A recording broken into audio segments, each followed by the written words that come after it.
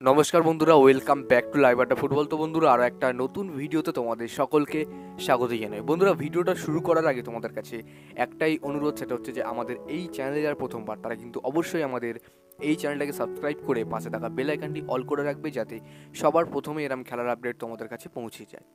তো বন্ধুরা, আছে বেশ কয়েকটা আপডেট নিয়ে কথা বলবো, মোহনবাগানের ডিফেন্সকে নিয়ে কথা বলবো, অনেকের প্রশ্ন আছে সেইগুলো নিয়ে আলোচনা করবো। তো তোমরা ভিডিওটা একটু স্কিপ না করে পুরোটা দেখো, আশা করি তোমরা সব কিছু বুঝতে পারবে এই একটা ভিডিওতে। তো বন্ধুরা, অনেকেই বলছে যে মোহনবাগান যতই ভালো খেলুক না কেন, তাদের ডিফেন্সে কিন্তু এখনও ফাঁক ফোকর দেখা যাচ্ছে। যেমন দিব্যেন্দু ওপরে গেলে নিচে কিন্তু একটা ডিফেন্স থাকছে না, কিংবা আশিস রায় ওপরে গেলে তার ব্যাকআপে কেউ আসছে না। তো অনেকেরই এরকম একটা মানে প্রবলেম প্রবলেম আছে। অনেকেই আমাকে বলছে যে মোহনবাগানের ডিফেন্সে এরম ফাঁক ফোকর দেখা যাচ্ছে। তো মোহনবাগানের ডিফেন্স সামলাতে আরও কোনো ভালো প্লেয়ার লাগবে দিব্যেন্দুর পাশে বা সুভাশিসের পাশে, এমনটা কিন্তু আমাকে অনেকে বলছে, বা ব্যাকআপ প্লেয়ারও অনেকে বলছে যে ব্যাকআপ প্লেয়ারও লাগবে। তো দেখো, মোহনবাগান এই মুহূর্তে মলিনা যে স্টাইলে মোহনবাগানকে খেলাচ্ছে, অর্থাৎ ডাইরেক্ট ফুটবল খেলাতে খেলাতে হঠাৎ কিন্তু তিনি টিকি টাকাতে ঢুকে গেছে, যার ফলে কিন্তু কোনো প্লেয়ারই মানিয়ে নিতে পারছে না। আর আমাদের ডিফেন্সের কথা ভাবো, ডিফেন্স কিন্তু আমার যে মোহনবাগানের ডিফেন্স, সেই ডিফেন্স কিন্তু খুব একটা টাচ খেলে না বা খুব একটা পাস খেলে না নিজের লাইনে।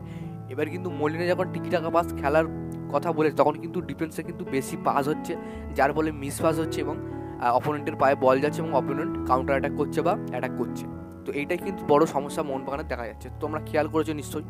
তো এই যে সমস্যাটা দেখা যাচ্ছে, এরম একটা মাপের বা এরম তোমার যে মাইন্ডের প্লেয়ার, এই প্লেয়ার কিন্তু অবশ্যই দরকার মোহনবাগানে। তো অনেকেই বলছে নতুন একটা প্লেয়ার দরকার বা অন্য কোনো প্লেয়ারের আনা দরকার, অনেকেই বলছে। তো দেখো, এই মুহূর্তে কোনো প্লেয়ার কিন্তু মোহনবাগানের ডিফেন্সে আনার কোনো দরকারই নেই, কারণ মোহনবাগানের ডিফেন্স কিন্তু অলরেডি ভালো ডিফেন্স। শুধুমাত্র এই যে প্লেয়িং স্টাইলটা বদলানো হয়েছে, যার কারণে কিন্তু ডিফেন্সের এই মানে তোমার এই স্টাইলটা ধরতে একটু টাইম লাগছে। তো আনফর্চুনেটলি দেখা যায়, যদি মোহনবাগান যদি ডাইরেক্ট ফুটবল খেলে, তাহলে কিন্তু অবশ্যই জেতার চান্সও খুব ভালো থাকে এবং মোহনবাগানের ডিফেন্সের মিসপাসের চান্সটা কিন্তু খুব কম থাকে। তো তোমরা আগের ম্যাচটাও দেখেছো আশিস রায় কীভাবে মিসপাস করছিল। অনেকেই দেখেছে যে মিসপাস কিন্তু প্রচুর হচ্ছিল এই ম্যাচটা, আর যার ফলে কিন্তু নর্থ ইস্ট ইউনাইটেড তারা কিন্তু কাউন্টার অ্যাটাকে বেশি আসছিল এবং ডিফেন্স কিন্তু সামলাতে পারছে না, শুধুমাত্র একমাত্র দিব্যেন্দু ছাড়া। কারণ দিব্যেন্দু তিনি কিন্তু প্রত্যেকবারেই বলকে করছে, মানে ট্যাকেল করছে, বলের সামনে আসছে, প্লেয়ারের সামনে আসছে, প্লেয়ারের সামনে এসে তার পজিশন গুলিয়ে দিচ্ছে, এমনটা কিন্তু অনেকবারই করছে। তো দেখো, এই মুহূর্তে মলিনা সব থেকে বেশি ভরসা যার উপরে করছে, সেই প্লেয়ারটার নাম হচ্ছে দিব্যেন্দুই বিশ্বাস।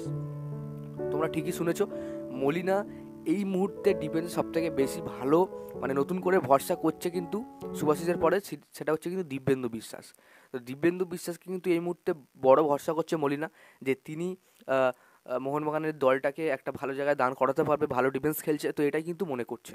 তো আশা করি কোনো রকম আর ডিফেন্স নেওয়ার দরকার নেই। তো তোমাদের প্রশ্নটা আমি ক্লিয়ার করতে পারলাম এই ভিডিওতে। যাই হোক, তো বন্ধুরা, আজকের জন্য ভিডিওটা এতটাই ছিল। যদি আমাদের ভিডিওটা একটুও ভালো লেগে থাকে, তাহলে অবশ্যই লাইক করে দিও, আর আমাদের এই চ্যানেলে প্রথমবারের জন্য হয়ে গেলে চ্যানেলটাকে সাবস্ক্রাইব করে পাশে থাকা বেল আইকনটি অল করে